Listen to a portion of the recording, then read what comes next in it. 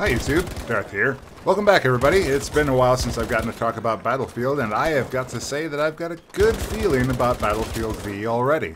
Last week I was fortunate enough to be randomly selected to be in the Battlefield V Alpha. And I've got to say, by the end of the Alpha, I was feeling pretty good about the direction we've got for Battlefield V. Now that's not to say that the game will be the greatest of all time. I think there are a lot of outstanding issues that might not be fixed by the time October rolls around. But if you haven't figured it out already, in today's video I'm going to talk about all the things I liked and didn't like in the Alpha. Let's start out with the lackluster stuff so we can end on a high note. Now I've heard a lot of commenters say that Battlefield V is nothing like Battlefield 1, and I don't think that's quite accurate. If you think about how similar Battlefield 3 and Battlefield 4 are in your mind, you can kind of get an idea why Battlefield V is going to feel similar to Battlefield 1. There are a lot of significant improvements in Battlefield V over Battlefield 1, and I think it's a vastly superior game in a lot of ways. I think the same thing about 4 over 3, but there are a lot of purists out there that would probably disagree with me and say Battlefield 3 was better in every way, but they're wrong. The good news is, I don't think anybody will say Battlefield 1 is better than Battlefield V, even in the alpha state. But you might feel like there's a boogeyman behind the curtain in some aspects. For example, the air combat is a straight up copy and paste from Battlefield 1 in the alpha. But they nerfed the planes into the ground and it feels pretty bad right now. Also, the spawn and deploy systems for vehicles in general is very much a pull from Battlefield 1.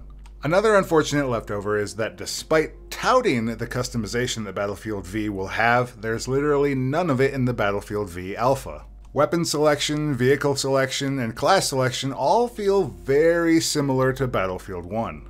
But this is an alpha, so I don't expect every launch day feature will be visible. Though it might have been nice to have a slide of information or two letting us know what will be in later, even if it's not ready now. So, like the Phoenix, Battlefield V has risen from the ashes of Battlefield 1, but it's still a bird. Throughout the history of the Battlefield franchise, we've gone through a lot of iteration in gameplay for airplanes. They've been good, they've been bad, they've been OP, they've been all over the place.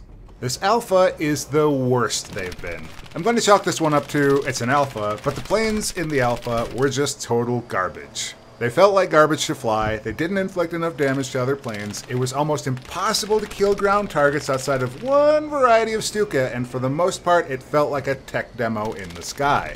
I'm going to assume that the only reason they were in the alpha is to show people that planes will be in the final game, but I can't imagine this part of the game has gotten much love at all. I mean, I really don't know what the thinking was here. There's a laundry list of bad when it comes to the planes. The flight ceiling is too low. The air-to-air combat fighters don't do enough damage to take out an aircraft. For some reason, you can repair and maneuver at the same time. With spotting gone, you'll never find ground targets. The maneuverability is worse than biplanes in Battlefield 1. The rearming areas are hard to see. You'll crash into invisible walls everywhere. You can't pull out of dives, and the list goes on and on and on. Now I think Battlefield 1 planes were probably a little too good specifically in regards to killing infantry. In general, the air-to-air combat felt pretty fair. With the nerf to spotting, even Battlefield 1 models should work pretty well in Battlefield V, but overall, this part of the game needs a lot of design love before even the beta comes along, because it's god-awful right now. As of the Battlefield V Alpha, tanks feel particularly weak. Maybe you're excited about that given how strong they were in Battlefield 1. The tanks of Battlefield V remind me a lot of the situation with Battlefield 4 attack helicopters, where they have a lot of firepower, but they can't hang in a fight because they are fragile. Now, this might be because there's an overabundance of anti-tank explosives in the forms of dynamite and rockets, as every assault player spawned with far more than enough rocketry and dynamite to take out a single tank, maybe even two without resupplying. And there were mostly assault players in this alpha, probably because the STG-44 was really good, and also because assault is the default class choice. So tanks getting disabled happens pretty easily, and once you're under 50% hit points, it's going to be an uphill battle to stay alive. Pretty much the moment tanks get pressured in the alpha, they have to hightail it or they're going to explode pretty fast. Assuming that we get some level of vehicle customization, perhaps this is something that only feels underpowered just because there are no perks yet like BF3's reactive armor or BF4's active protection. If that's the case, then perhaps the naked vehicle is really just the noob level of protection and everything will be okay. This inherent weakness might also be a side effect of the Narvik Alpha map, as there really wasn't much place for a tank to stay in corner cover while capturing a point. Additionally, most of the terrain was rough and would keep your tank pointed in unuseful directions, which might point to the tanks just having bad arc coverage, power, and mobility in general. Overall, tanks are pretty much relegated to support-only roles right now rather than being the tip of the spear, which is really weird given the tank's breakout role in World War II. Those are my primary gripes with the Alpha. I think with the feelings of similarity to Battlefield 1, the systems they brought over from that game are genuinely good. But I think it's disingenuous for people to say that the game is nothing like the last iteration, because it clearly shares some commonality. Of course it will be something like that game, it just uses an iteration on that codebase. And as for aircraft and tanks, well, I kinda assume they just haven't spent much time tuning them yet. I feel like vehicles can easily get a lot better, preferably not so much where they overpower everything though. But now let's get to the good stuff. I think this is the first time in a long time that DICE sat down, thought hard, and made real improvements to squad gameplay. Battlefield 3 and 4 had their own experiments, and Battlefield 1 seemed to entirely get away from caring about squad gameplay. But you're going to notice some big changes in Battlefield V, and I think they are already pretty substantial. First, squads are back down to a size of 4. You might wince in pain if you've gotten used to a 5-man squad, but I think this works well in service of what they've done with squad wipes. Now, when a squad gets wiped, they all simultaneously go back to the deploy screen, even if they're in the middle of waiting for a revive, which is called bleeding out in Battlefield V. I've seen some people mention they don't like the new squad wipe mechanic, but I think it's a good change. Here's why. First, it allows a squad to actually regroup faster rather than being scattered across a map. Second, it gives a major benefit and incentive to wiping out a squad. They can't come back at all in that area. It's a big reversal, and more so than any other modern Battlefield game, and it allows gameplay to not stagnate in a single area while the revive train happens endlessly. Finally, it makes the last man standing mechanic have a lot more tension. That player has to decide if making a play is worth sending everybody back to the spawn screen. This promotes good play choices over sloppy charges and increases the skill gap. This might sound kind of harsh at first, but there's another new squad mechanic.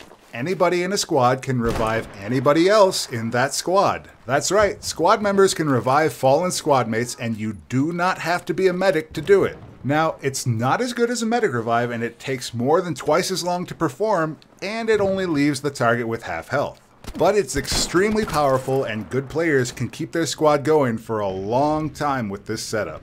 Strong squad play and feeling of agency in a game is one of the things I felt Battlefield 1 lacked the most. You could play your heart out and not affect the round. In Battlefield V, I felt like a good squad could very much affect the outcome of a game. I think the number one most underutilized mechanic introduced in Battlefield V is the fortification concept. It took me a few games to figure out where, why, and how this was useful, but it immediately became one of the best ways to help lock down a point for your team. At the very least, it provides good cover against cowardly snipers, and in some cases it can really beef up the defenses at a flag. Now, I couldn't figure out how some players were building Czech hedgehogs, steel anti-tank traps, but I assume it was a support specialization. So there is some variety there beyond your basic sandbag. I played mostly Conquest in the alpha, where the fortification effect is slightly lessened, at least in the sense that it's not always directionally useful. It's extremely powerful in grand operations, where if the defending team can build up their fortifications, they are really hard to eject. There's no material requirement for fortification other than time, and it provided an interesting thing to do while you were capping an uncontested point. Now, I said fortification is the most underutilized mechanic introduced, and the reason I say this is because the game is really quite restrictive right now about where it allows you to build. While I think that making it freeform would turn the game to some kind of low-rent Fortnite, it certainly felt like there were a lot of wide-open spaces on Narvik that could have used some more options. There might even be some middle-of-the-road options. Why not let me dig a foxhole on any open terrain? I can do that right now with enough dynamite. So the options for fortification are limited. In the alpha, we saw mostly sandbags and cover, tank traps, supply stations, and I've heard there's also a snowman that could be built. I'd love to see defensive emplacements like machine guns be included in this system, but most of all I feel like this is the one spot that is super ripe for expansion in the Battlefield franchise, because it feels really good, if underutilized. A lot of people have already mentioned the improved gunplay of Battlefield V over especially Battlefield 1. Overall, I think there's a good start here as the game is building on previous lessons. But I honestly think we have a really limited view into DICE's intentions here with the alpha, as there were only 7 weapons in the alpha and they're not consistent enough to see a clear vision. For example, the STG-44 has a lot more recoil than any assault weapon since maybe Battlefield 4's FAMAS or AAK. It's got a lot of upwards recoil and a fair bit of side-to-side recoil that makes it challenging to use, which is good because I didn't get that sensation in Battlefield 1 from really any weapon in vanilla. On the other hand, there's the Irma machine pistol, which felt almost exactly like the MP18 from Battlefield 1 and has almost no troublesome recoil at all. For the support weapons, I noticed there's an interesting alteration to the light machine gun. If you're on the move and attempt to fire, there's a trigger delay that prevents you from doing so immediately, or at least until you can raise your weapon. For me, this was consistently about 1 second with both machine guns. Additionally, attempting to hip-fire the MG34 was an act of uselessness I have not seen since Battlefield 3's launch LMGs. The bullets would go everywhere, but where you want, so there's a clear distinction in roles between machine guns meant to be deployed with a bipod and ones that have some more utility. It seems the days of Rambo have concluded. Overall, I never felt like the guns were cheating me or that my bullets were going where I didn't intend them to. Suppression isn't as bad as I had feared it might be, and I feel like Battlefield V's gunplay is shaping up to be some of the best in the franchise. But again, we have a very limited view into what the final product will be. But I mean, come on, I even like the sniper bolt action, and I've hated those for the last decade of Battlefield.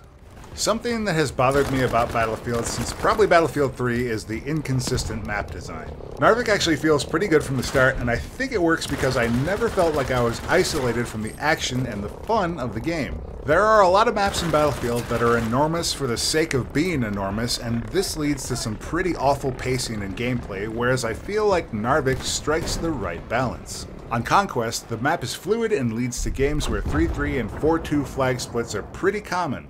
Compare this to Battlefield 1, where the maps would stalemate pretty frequently.